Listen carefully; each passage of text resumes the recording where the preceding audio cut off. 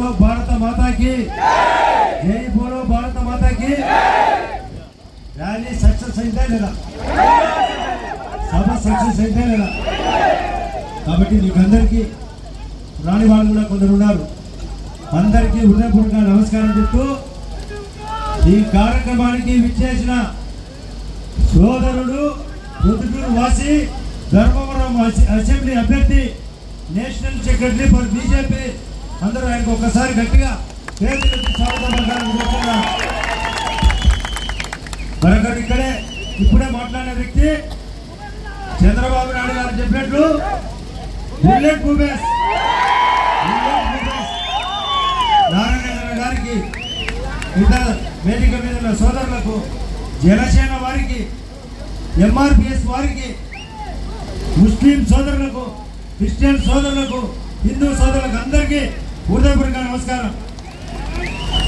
ఒక్కసారి గమనించండి, నేను 15 సంవత్సరాల పాటు ఎమ్మెల్యేగా పనిచేసిన, ఒక 20 నెలల పాటు మంత్రిగా పనిచేసిన. నేను పనిచేసే రేసు గుర్రాన్నే కాదా?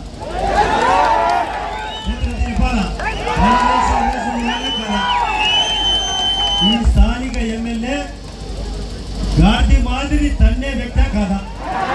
గాంధీ కాదా? దరిద్రపు గాడిద ఒక్క పనైనా చేసినాడా? నేను గవర్నమెంట్ హాస్పిటల్ అన్ని పరిగెత్తించినానా లేదా? మెడికల్ క్యాంపులు ఏర్పాటు చేసినానా లేదా? సీఎం రిలీఫ్ ఫండ్ ఇప్పించా లేదా?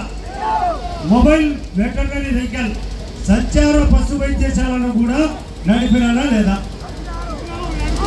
సందులో రోడ్లు కానీ డ్రైనేజీ కానీ కొత్త రోడ్లు కానీ ఏర్పాటు చేసినానా లేదా? సబ్ స్టేషన్లు ఇప్పుడే సత్యకుమార్ గారు చెప్పినట్లు సబ్ స్టేషన్లు పెంచినానా లేదా? వీధి లైట్లు పెంచినా లేదా? ట్రాన్స్ఫార్మర్లు ఇచ్చినానా లేదా? ఇచ్చినా లేదా? అది కాకుండా పెన్షన్లు, రేషన్ కార్డు, ఆరోగ్యశ్రీ కార్డులు పెంచినానా లేదా? అది కాకుండా రైతులకు ఇన్సూరెన్స్ విధానం కొత్తగా అమలు చేసి వాళ్ళకందరికీ వచ్చేటట్టుగా చేసినారా లేదా? ఉద్యోగ ఉపాధి అవకాశాల కోసం న్యాక్ సెంటర్ కానీ లేదా జాబ్ మేళ కానీ పెట్టారా లేదా? అసలు ఇల్లు ఇప్పించినారా లేదా? ఇప్పుడే సత్యకుమార్ గారు చెప్పినారు 48,000 ఇల్లు ఈ రాష్ట్రంలో, ఈ దేశంలో ఇల్లు ఇప్పించిన ఘనత జమ్మలమడిదే కాదా?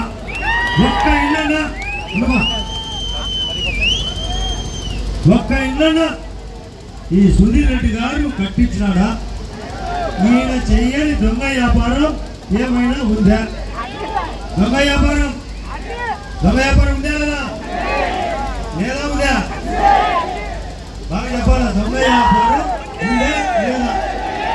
ప్రతి దాంట్లో కమిషన్ భూపేష్ చెప్పినాడు. ఇప్పుడే ఫోన్లు అమ్ముకోవడమే, ఇల్లు అమ్ముకోవడమే, ఇసుక అమ్ముకోవడమే, మట్టి అమ్ముకోవడమే, చివరికి భూకబ్జాలు చేసినాడా లేదా? అన్ని తరగేయాలా లేదా? తనుతారా లేదా?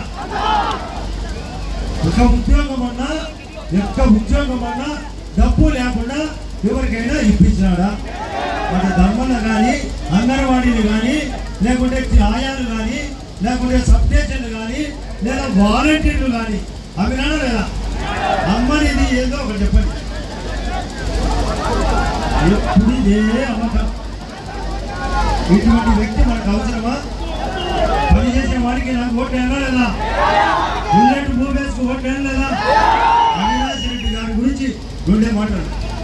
అవినాష్ రెడ్డి గురించి బాబు, అవినాష్ రెడ్డి గురించి వాళ్ళ మామే చక్కగా చెప్పినట్టుగా పక్కన పెట్టుకొని, ఆయన వాళ్ళ మామ అవినాష్ రెడ్డికి మేనమామ అంటే జగన్ రెడ్డితో పాటు ఆ రోజు వివేకానంద రెడ్డిని గంగిరెడ్డి క్లీన్ చేస్తాంటే చంపిన వ్యక్తి. ఆయన సోచన చూస్తారట. నాకు అనుమానం వచ్చింది. మామూలుగా పల్లెల్లో కానీ ఎక్కడైనా కానీ కటుక వాళ్ళు కానీ పొట్టేలు కూర్చుంటారు. పొట్టేలు వచ్చినప్పుడు తోలు తీస్తాడు ఒకరు, చెవులు వచ్చారు ఒకరు, తలకాయ తీస్తారు ఒకరు. అట్టేమో చూస్తాను. అటువంటి వ్యక్తి ఎంపీకి తమ్ముడా నా మీద చెప్పినాడు. పొద్దున్నే గుండెపోటు అనే మధ్యాహ్నం 1 గంటకు ఆదినారాయణ రెడ్డి చంద్రబాబు నాయుడు గారు చెప్తే బీటెక్ దూరి పొడిచామట. అదే ఆ దూరే మా ముందు మిమ్మల్ని దూర్చామట చక్కగా. అది నా తమ్ముడా? అటువంటి వ్యక్తి అవసరమా? భూపేష్ చెప్పినట్టు ఒక్క రోజు ఒక సమస్య పైన మాట్లాడాడా? ఏమన్నా మేలు చేసినాడా? ఆ స్టీల్ ఫ్యాక్టరీ ఏమైంది? స్టీల్ ఫ్యాక్టరీ ఇంగ్లీష్ లో చెప్తుంటారు.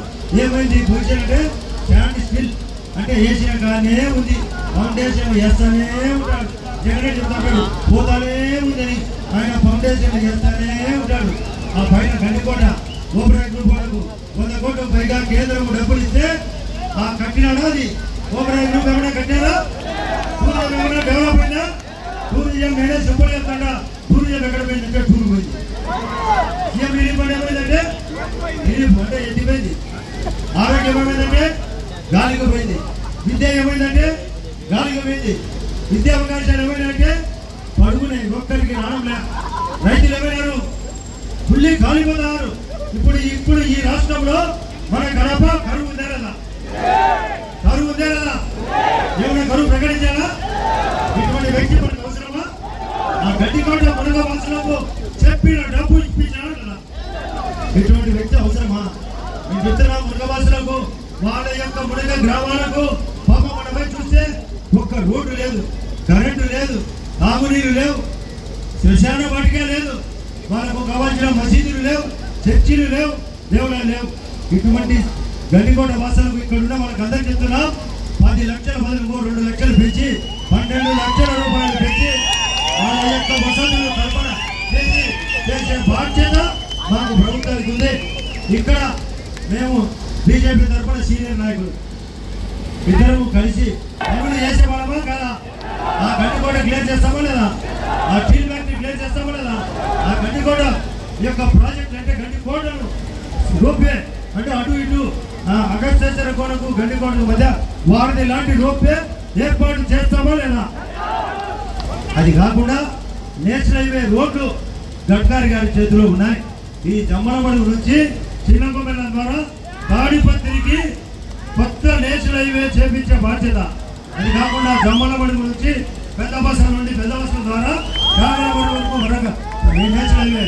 అది కాకుండా మూడవది పక్కనే ఉండే గుళ్ళకుంట నుండి చివరికి ఆలగడ్డ వరకు మరొక నేషనల్ హైవే.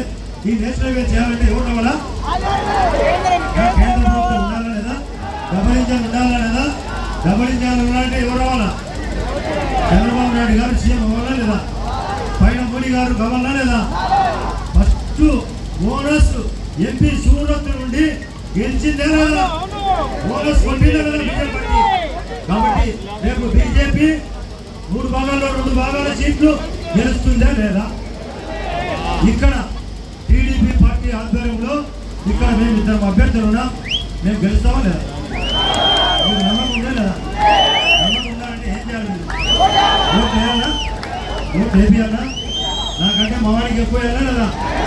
ఎందుకు? అక్కడ చెప్పు పెట్టాలి వాళ్ళకు. బుడిదలు తెర్మిలమ్మ చెప్తుంది గోపనగా, సునీతమ్మ చెప్తుంది కొమ్ము జాచి. అయ్యా సభ్యులకు ఎందుకు ఓట్లేస్తారు? అటువంటి కూలీకోట్లకు ఓట్లు అవసరం అంటుంది. కాబట్టి ఆమె ప్రకారమైన అవినాష్ రెడ్డిని పాదరులో పెట్టాలా లేదా? భూపేష్ రెడ్డిని గెలిపాలా లేదా? మన నియోజకవర్గంలో ఎంత విజయం ఇస్తారో మీరే చెప్పండి. మన దాంట్లో 2 భాగాలు ఓట్లు వేస్తారా లేదా? చెప్పాలా? ఇక్కడ కాదు, పోయి ఇళ్ళ దగ్గర పోతారా లేదా? తిరుగుతారా లేదా? నేను తిరగలేదంట అంటే నాకు గ్రామంలో ఏ సందు ఎక్కడుంది, నీళ్ళ ట్యాంక్ ఎక్కడుంది, తర్వాత సిమెంట్ రోడ్ ఎక్కడుంది, లేకుంటే సబ్ స్టేషన్ ఎక్కడుంది, హాస్పిటల్ ఎక్కడుంది తెలిసినోడే లేదా? నువ్వు తిరిగే లేదానికి గోళ్ళు పట్టుకునేదానికి. కొందరు పల్లెల్లో ఎర్రగడ్డలు తెల్లవాళ్ళు వేసి గోళ్ళు పట్టుకుంటారు. ఈ దొంగ కోళ్ళు పట్టుకుంటే సుధీర్ అవసరమా? అతను తిరుగుతాడు లేదానికి? దోపిడీగా ప్రజల మేలు కోసమా? పెన్షన్ తగ్గినా లేదా? రేషన్ కార్డు తగ్గినా లేదా? ఒక్క కొత్త సబ్ స్టేషన్ అయినా వచ్చిందా? ఒక్క నీళ్ళ పరిస్థితి ఏమన్నా ఉందా? కరువు వచ్చి సచ్చంటే ఒక్కరికి బాధ లేదా? మనిషికి కనికరం ఉండాలా లేదా? రాజు అనే వాడికి కనికరం ఉండాలా? ఇది మాదిరి సంపాదించే గుణం ఉండాలా? మాకు కనికరం ఉందే లేదా? వాడికి ఏమిటి? కనకం. మాకు కనికరం, అతనికి అవినాష్ రెడ్డికి కనకం, జగన్కు. ఈ జగన్ అవసరమా? చంద్రబాబు నాయుడు అవసరం లేదా? పనిచేసే వ్యక్తే కదా, మోడీ గారు పనిచేసే వ్యక్తే కదా. కాబట్టి మీరందరూ ఒక్కసారి ముక్తకంఠంగా ఒక్కసారి చెప్పండి, ఆ సుధీర్ యొక్క క్యారెక్టర్ గాడిది కంటే దరిద్రం, చివరికి పంది కంటే దరిద్రం, ఊరపంది ఊరకుక్క దరిద్రం చెప్పే దరిద్రం. మా కుటుంబం జోలికి వచ్చినాం, నీకు చెప్పు చెప్పు చెప్పు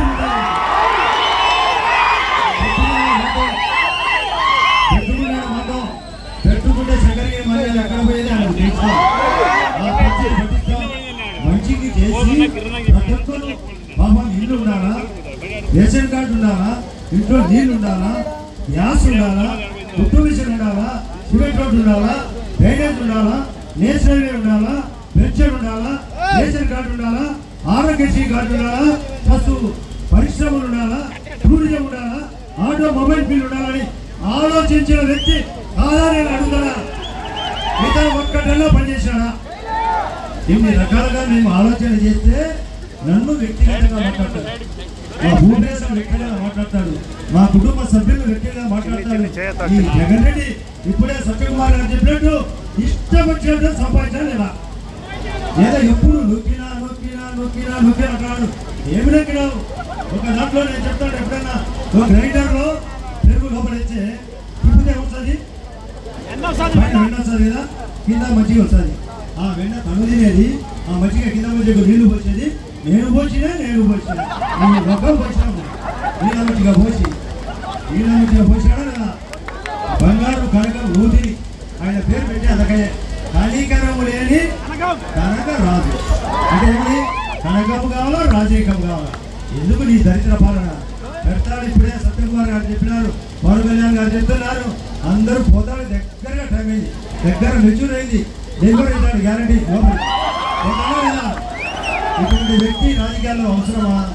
అక్కడ 175 సీట్లు ఉన్నాయి, ఈ మగానికి 25 సీట్లు కూడా వచ్చే గొప్ప. వైనాడు 175 అంట. నేను చెప్తానా, వైనాడు 200 అని, 175 ప్లస్ ఎంపీలు 25. మాకు ఇల్లు ఛాన్స్ ఉందే కదా, మనకు అలాగే కదా. పరిస్థితులు ఈ విధంగా పల్లెల్లో ఉందే కదా, టౌన్లో ఉందే కదా. ఆ యొక్క ఎర్రగుంటలో ఎప్పుడన్నా ఏమన్నా వాళ్ళ పెద్దలైన వాళ్ళు తేజ సిమెంట్ ఉంటే దాని కమిషన్ అడిగినారు. ఆ కమిషన్ కోసం అది ఆ ఏసీసీ సిమెంట్ కొత్తనే మైలవరం మండలం కట్టంటే ఆ ఏసీ సిమెంట్ మళ్ళీ కమిషన్ అడిగినారు. ఆ రోజు నేను దగ్గర నుండి కథ నడిపితే ఆ ఏసీ సిమెంట్ను కూడా గబ్బు పెట్టిన వ్యక్తి ఎవరంటే ఈ అవినాష్ రెడ్డి, జగన్ రెడ్డి. అవునా కదా? మీరు మైలవరంలో చెప్పాలా? మైలవరంలో సిపిడబ్ల్యూఎస్ ప్యాకేజ్ పెట్టి అన్ని పనులకు నీళ్లు పంపిస్తే ఆ నీళ్ళ ప్యాకేజీలో మామూలు వెళ్తుంటారు, అయినా నీళ్లు పోయినా పర్వాలే, నీళ్ళలో అద్దాకురాలైనా అని. మీరు నీళ్ళలో అద్దె రకమా కదా, అద్దెమన్నా కదా? ఏం చేస్తాను? ఏం మంచి తెలుసు నీకు? నీళ్ళు కట్టేకపోతుంది, నీళ్ళు పెంచకపోతుంది, సిమెంట్ రోడ్డు చేయకపోతుంది, తార్ రోడ్డు చేయకపోతుంది, సబ్ స్టేషన్ కట్టకపోతుంది, పెన్షన్ కోత. కరెంటు విషయానికి వచ్చే కరెంటు రేటు పెరిగిందా లేదా? కరెంటు కోతలు పెరిగినాయి లేదా? రైతులు గబ్బు పెట్టారు లేదా? పాపం చేనేత సమస్య ఉంటే ఇక్కడ 30,000 కుటుంబాలు ఉన్నాయి. ఎక్కడన్నా చేనేత సమస్య పరిష్కారం ఉందా? Please do subscribe to Telugu Rajyam channel. Please do subscribe to Telugu Rajyam channel. Please do subscribe to Telugu Rajyam channel. Hi అండి, నేను మీ ఆర్పీని, నెల్లూరు పెద్దారెడ్డి చేపల పులుసు ఓనర్ని. మీరు తెలుగు రాజ్యం అనే ఈ యూట్యూబ్ ఛానల్ సబ్స్క్రైబ్ చేసుకుని మంచి మంచి వీడియోలతో వస్తారు. Thank you so much. Hi people, I'm Sonakshi Verma and you please watch Telugu Rajyam and please subscribe to the channel.